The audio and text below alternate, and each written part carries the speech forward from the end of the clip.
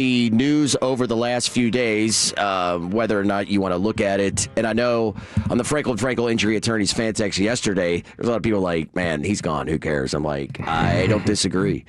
877-881-1053. Trevon Diggs being cleared, or not cleared, excuse me, picked up off waivers by the Green Bay Packers after the Cowboys sent him there. He spoke to media on, I still don't know what day it is. Today is Friday. Okay, so this would be Thursday. Quote, I still feel like I'm the best. Following his first practice in Green Bay, and Coach Matt LaFleur did not rule out the possibility that he could play in the regular season finale in Minnesota on Sunday. I mean, communication can't look any worse than it was here in Dallas. And he was thrown out there for a bunch of snaps. So, I mean, if you want to have him play some man coverage, sure. Like, yeah, just, hey. Although that could always be a tell anytime that he's on the field. Diggs is out there. Oh, they're in man. Yeah. So, yeah, but no, it's I saw a tweet yesterday, Bobby, that said if the Packers get if Diggs gets trashed by the Bears in the playoffs, if that's how it plays out, and they have the 19th pick, that'll be the only positive thing that Trevon Diggs did for the Cowboys this season. You know, it's they were trying to. We were talking about. I was talking about this with somebody yesterday, and they were trying to figure out why now. Like, why do it now with Diggs? And then they were going, okay, maybe it is just some disciplinary thing, like, hey, straw that broke the camel's back, the Christmas thing. Maybe it's as simple as that. But I was just like kind of jokingly suggesting, I was like, maybe they knew Green Bay liked Diggs, and they liked the idea of them like claiming Diggs and then just having that contract on their books. They just liked that. I thought, like most did, that the news when it was starting, to come down, when KNC had it, when it just started, like, right, yeah. Alec, and he said it, I'm like, in for a workout with the Bears. And like, oh, please don't do it. Please don't do it. Which and I missed this. I was 2 hours behind everybody else on this because I had just fallen asleep. Yeah. 15 minutes before it all started breaking. And look, his DB coach, with Green Bay was his DB coach, at Alabama and all that. This guy, things could turn around in Green Bay for him. To me, he was just somebody that had zero interest in any kind of accountability over the last 2 years. And it was the Cowboys had just had enough. And maybe he was that way because of how he felt about how certain things had happened over the course of time in different situations. We can go down a list of all, the stuff with the injuries and the rehabs and all that. And he goes into Green Bay and he wants to be totally accountable. I have no idea. But all I know is that this was untenable here. Yeah, and I talked about this a little bit the other day when the news came out that he had been released. He was physically right now, it does not look like he will ever be the same player again. So there's that. Now, can he get back to a level physically where he can still be really good? Sure. You have a hard time finding people who are saying, I think even in Diggs' camp, that they believe he'll athletically be the same player ever again. 100% of that is just not likely at this point. The other aspect of this is this organization praised DeMarvion Overshown in back-to-back off seasons for attacking his mentality, not just the way he attacked his rehab, but his mindset and like staying engaged and the way that he did things. That rehab, when you get knocked out for the year and you get the season-ending surgery and then you're doing different rehab things, a lot of guys can feel really isolated from the team and feel alone or feel, just it can mess with your head a little bit. And some players have had that happen in the past, not just here in Dallas, but with other teams too. It's a danger that every team is aware of, and they try to guard against. Of like, hey, don't make sure he doesn't feel too by himself, and like make sure he understands that he still feels like he's here. I think that's one of the reasons why they wanted him rehabbing in the building and not outside of it. But I think when he came back in 24. There were just a lot of people that went, oh, this is a different person.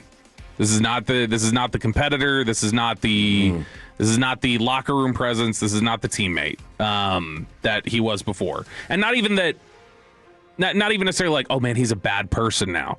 But just they're like, this isn't the makeup we signed up for. Like, this isn't the guy that we believed that he was, the guy that we want to pay. This isn't the guy who has that edge out of practice and goes up to Dak Prescott and says, shut your BS up.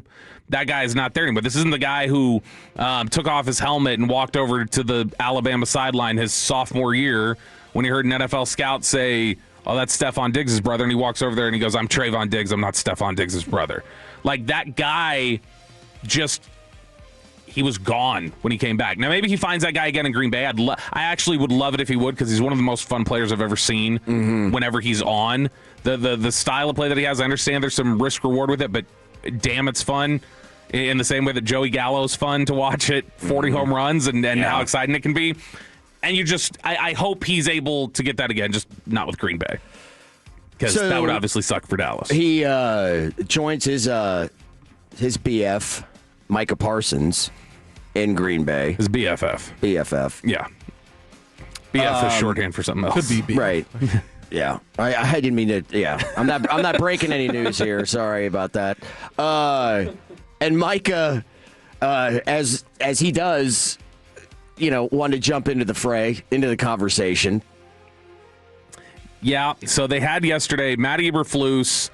Clarence Hill had this tweet yesterday. Said Cowboys defensive coordinator Matt Eberflus admitted things changed for the defense when they lost an all-pro pass rusher who can win quick, but you can't look back. And Micah quote tweeted it with a million crying laughing emojis. So some people got onto his case a little bit. Like, dude, you're not even in Dallas anymore. What do you care? Yeah, blah, blah. let it go. Even some Green Bay people were getting in his mentions about it. And he replied a few minutes later and said, y'all want me to feel bad?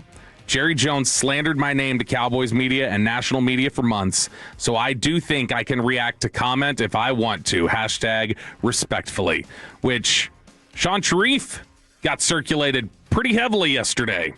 In fact, his tweet now has 500,000 views on Twitter, where he said, why didn't you tell everyone how you tried to play agent only to back out after Jerry acquiesced to your terms? Did you not initiate talks with him only to cry victim so your agent didn't think you acted without him? So that generated some response.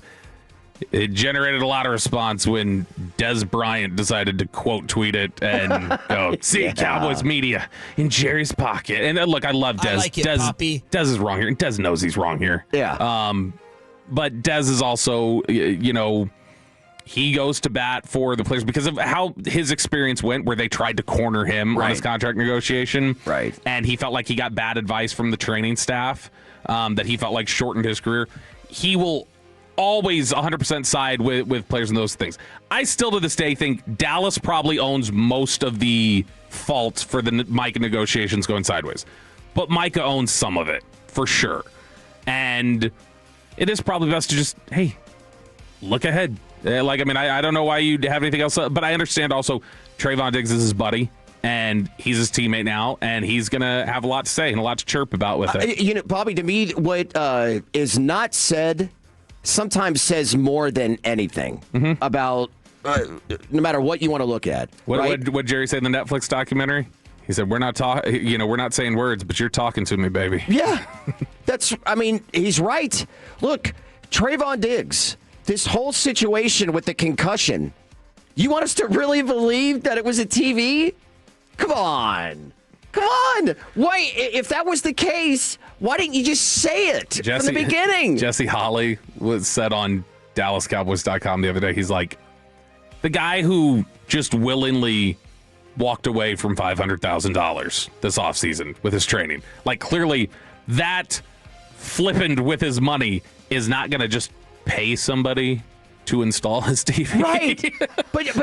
But Bobby, it's just like, just say it. This is not something that is like, how embarrassed are you really that you did that? Like, that, it makes no sense. So by him not saying anything about it at all, and this whole, like, secrecy around it tells me that is not the story. It's not a TV or it can't be it.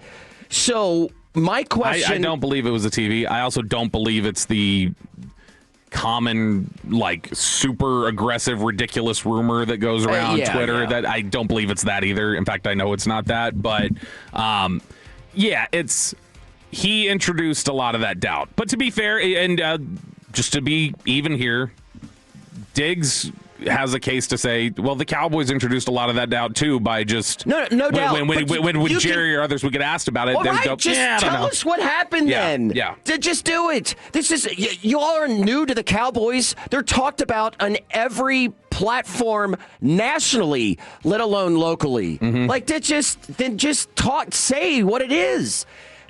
And to me, the same thing with the Micah Jerry thing. You and I talked a lot during that period where I'm just like, here are my questions. This is very simple. What changed? Mm-hmm. What changed after the conversation that Jerry and Micah had? What agreement in that, or what was different from what David Mulugeta got from Jerry that made that camp go, no? Very simply. And yet, none of which no party has come out and said which one or the other. So, thus, tells me that both sides very much, like you said, are to blame in this and don't really want to expose their parts of it because of pride and don't want to look like they're wrong. Yeah. Everybody, what is it? The whole thing of like, there's three sides to every story. Yeah. Your side, my side, and the truth, or whatever it is. Well, right, it usually shares portions of both. Which is why I love screenshots. Remember that, guys. If you ever text Will Chambers loves to screenshot you. That's what he just said. Hey, look, there's no ambiguity here. This is what was said. Yeah. You interpret for what, you want. That's it. So, yeah, I think for Micah, I don't want to defend the Cowboys on a lot of stuff. The way that they handled it's almost like the Luka deal. Like, I get trading Luka. I get it. The manner in which you did it, the return that you got for it, the fact that you didn't even explore other teams to get into the fray to try to maybe get a better deal than you did, that's the bigger issue for me. I understand. I was the one saying after the Green Bay loss in the playoffs, this is going to sound crazy. I would trade Micah Parsons. I think he's a terrific player, but I think you're guys away from being guys away, and you can get the most insane haul ever. Instead, they got the smallest amount of return on that trade they could have possibly have ever gotten because of the manner in which they approached it. Yep. Yeah, and I mean, there was a case to be made for making the move. And I still think ultimately, now that they've got Quinnen Williams, they've got extra picks, I still think the Cowboys are going to come out of this generally not looking as bad as it did initially. I agree. I mean, and certainly not as bad as the Luka deal. Right. I think that it's going to work out to a certain extent. But, man, why do you do it this way when you could have handled it way better and gotten more? Yeah. I don't, for the life of me, understand it. They're still playing football, by the way. Giants, Sunday.